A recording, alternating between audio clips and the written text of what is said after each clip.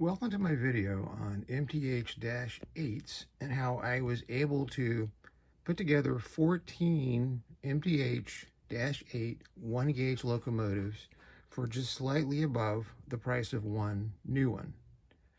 Now you may be wondering, how exactly did I do that? Well, over the years I've been collecting shells, just like the ones you see in front of me here.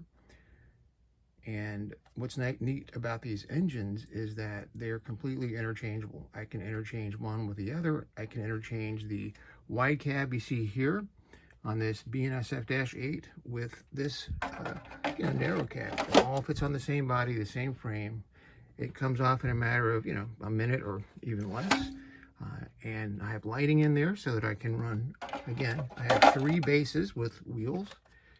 Okay, and the bases also contain the handrails.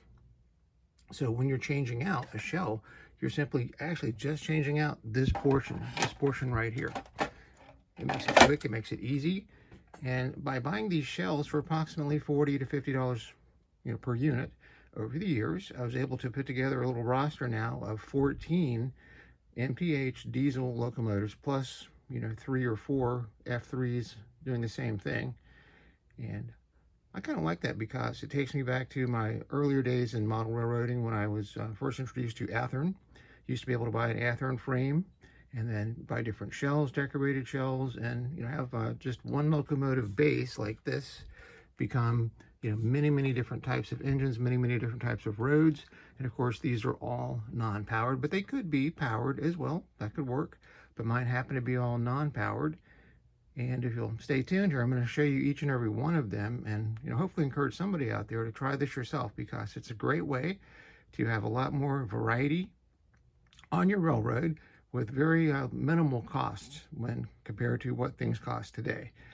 Everything's gotten so expensive now that I really appreciate the fact that I can have 14 locomotives really for just the price of slightly more than a brand new one. All right, well, hope you enjoy this. Sit back and watch it. And let me know what you think in the comments. Thanks.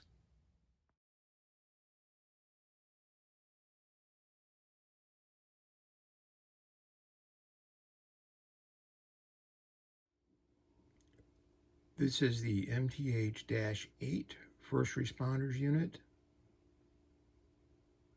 Again, this is the shell that I can transfer amongst 14 different locomotives. So I have 14 shells, and they all can ride on any one of 3 base units that I have, and they have lighting as well. But these are non-sound, non-power units.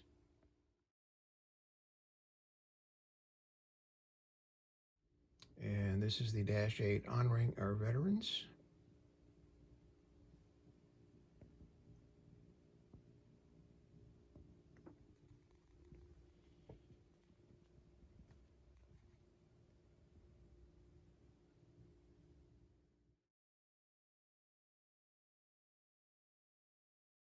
Here's a Norfolk Southern -8 standard cab, or narrow nose, -8. Again, the shell pops on, pops off in a matter of seconds.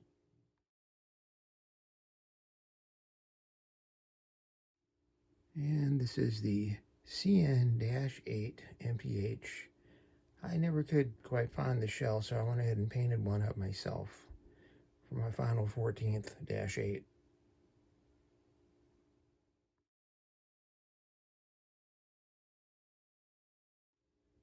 And here we have the MPH-8 CXX boxcar logo, number 7903.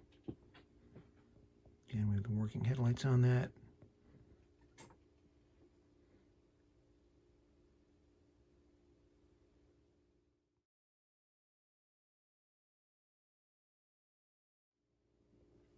And this is the Union Pacific -8 wide cab, one of my favorites. Love that that flag on Union Pacific. Of course, it has the lights as well. And I have the powered version that I run with this that has the sound and so forth. But that's a great non-powered unit.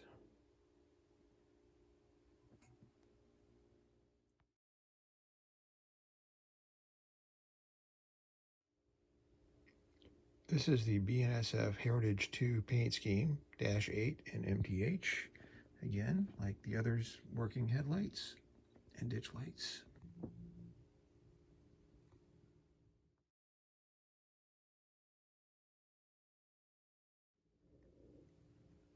Again, just a few seconds and change the shell, and now we have a BNSF Heritage 3 unit 939.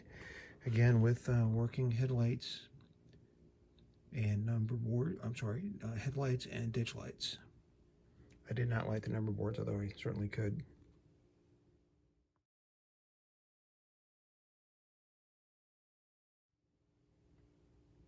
Here's the Amtrak -8 wide cab. It's the Pepsi can design. I think you either love it or hate it. Definitely an interesting engine. And I have a powered one that I run with this non-powered unit. And once again, this is probably 2 minutes or less to change the shell.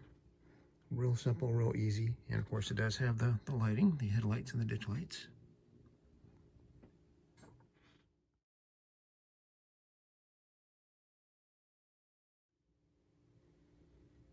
And here we have the Alaska -8, MTH-8 with working headlights and ditch lights.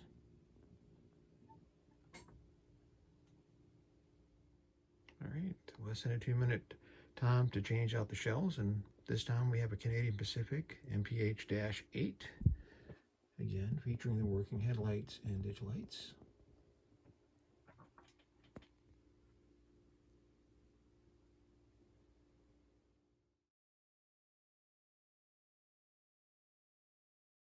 And here we have two cabs, two Santa Fe locomotives.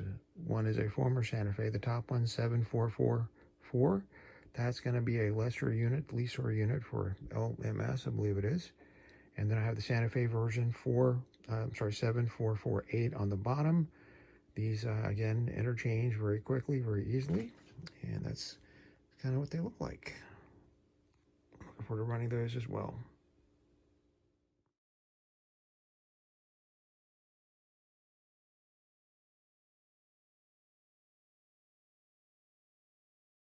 And here we have the Santa Fe -8, the good old red war bonnet. Who doesn't love a Santa Fe war bonnet? I know I certainly do. It's a great little locomotive. I have the powered version to run with it as well.